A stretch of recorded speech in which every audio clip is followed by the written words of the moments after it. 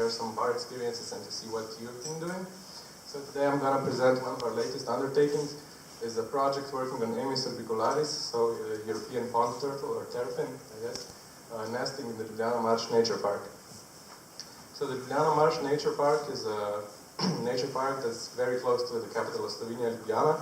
It's the largest Slovene complex of wet grasslands. It covers a total of 135 square kilometers of protected area, which is mostly privately owned agricultural land. It's categorized as a category 5 in the IUCN. It's a Natura 2000 area. It's also a special protected area by the Bird Habitat Directive, and it's part of the UNESCO World Heritage. So our project was mainly funded by municipality of Ljubljana. So I guess, I don't know how familiar you are with Slovenia. Ljubljana is up here, and then this is the nature park. It was funded by municipality of Ljubljana and Ljubljana Marsh Nature Park, altogether around 2,000 euros. And we focused on two main locations. One is Gmajnica, and the other is Draga pri Igu. Gmajnica is a location which is heavily agronomically, agriculturally, impacted, and the other one are sort of slightly more natural ponds or small lakes.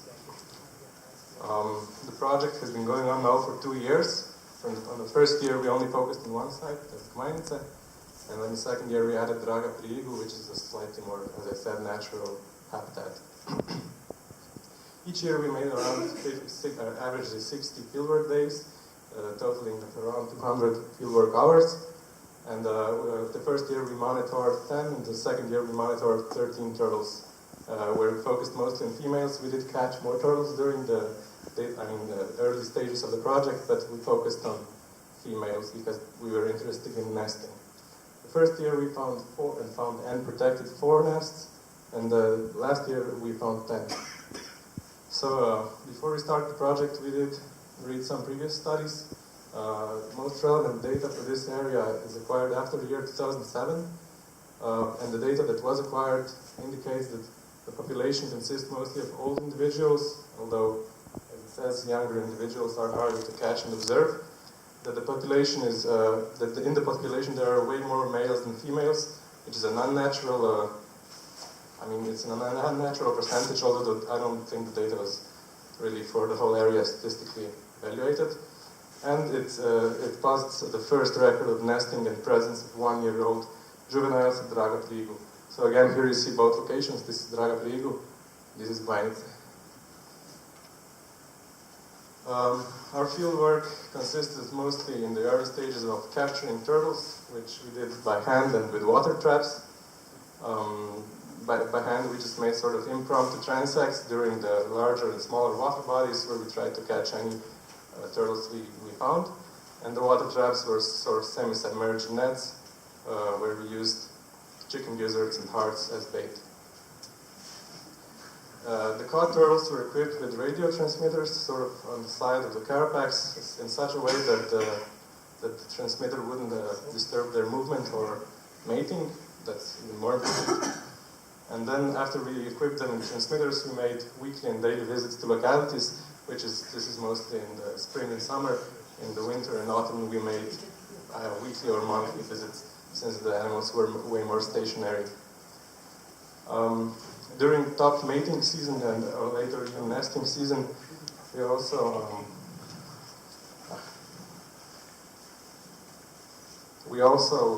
made nightly visits, and basically this is what we were looking for. Any females that we could find that were not in the water, that were already outside, preferably already digging the hole, since at this stage they're way harder to disturb because I guess the sort of ingrained natural behavioral mechanisms kick in and they just keep digging. And so this is it basically.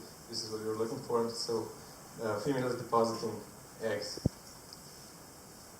After the nests were observed, we protected them by placing a sort of iron, I hope you can see anything here, sort of iron net over it, fixing it to the ground in such a way that predators couldn't dig up the nest and eat the eggs, and also in such a way that the juveniles, if hatched, which is a big if, but if hatched, could escape from under the net. Okay, so this is some data analysis. This is for the spring 2015. Here we see that So this is Zurnovec, which is the largest water body here. It's the largest drainage channel. And here you see that in the spring, this is sort of during the mating season, the turtles do migrate to smaller channels, sort of between the fields. Then if we move on to summer, after nesting, we see they return to the deeper water. Then autumn, we still see they sort of remain in the deeper water, and also in the autumn it sort of gets dry sometimes in the summer, so the smaller channels dry up and they move to larger channels. And then I think for me the most important part is overwintering, where we see they do sometimes actually leave the larger water bodies. This is important because, at least in Slovenia, by regulation, the smaller channels can be deepened and cleaned during the winter. And it could hypothetically disturb the turtles during their overwintering hibernation. Okay, so we have again the same sort of similar data set, although the overwintering is from the 2015-16 season. For spring 16, summer 16, where again we see they return. And all of this is all crude data. This is analyzed in any special way. Autumn, I guess, and then we don't have winter data for this year yet. The observed nests are on this chart, map. So in the year 2015, we found 4 nests in the Gmajnice region, which was the only region or locality we focused on. And then in 2016, these are the nests we found at Gmajnice. The ones that aren't pictured here were at Draga pri Igu. The nests we did find, we also, I guess, nearby buried or inserted into the nest sort of temperature data loggers, which we left in for 4 months, because the idea was to compare both sites, although at one of the sites, that is Draga pri Igu, we lost all the data loggers, so now this data is sort of preliminary data, which indicates what we could do in the following years or following projects.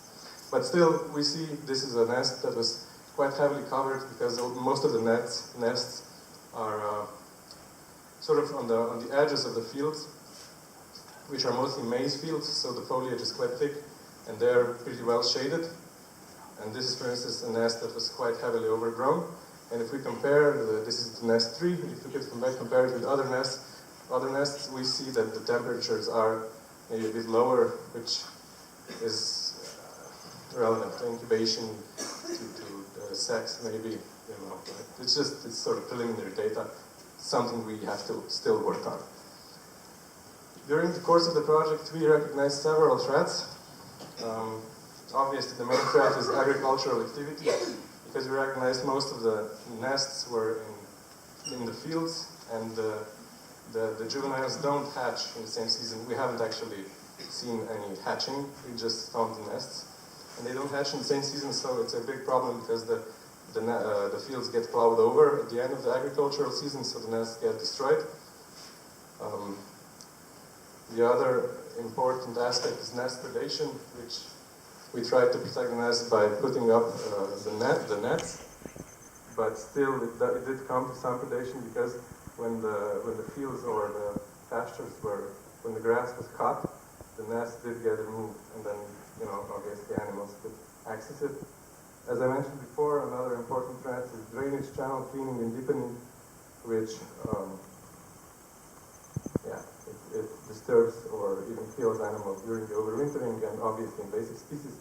Although we didn't, at the Gmajnice area, for instance, we didn't really see many, I don't know, for instance, Brahms scripta, Scripta elegans, which are the most threatening invasive species. But there is a lot of invasive plants which hinder the sort of, I don't know, the turtles can't get enough light or sun. They cover the water edge.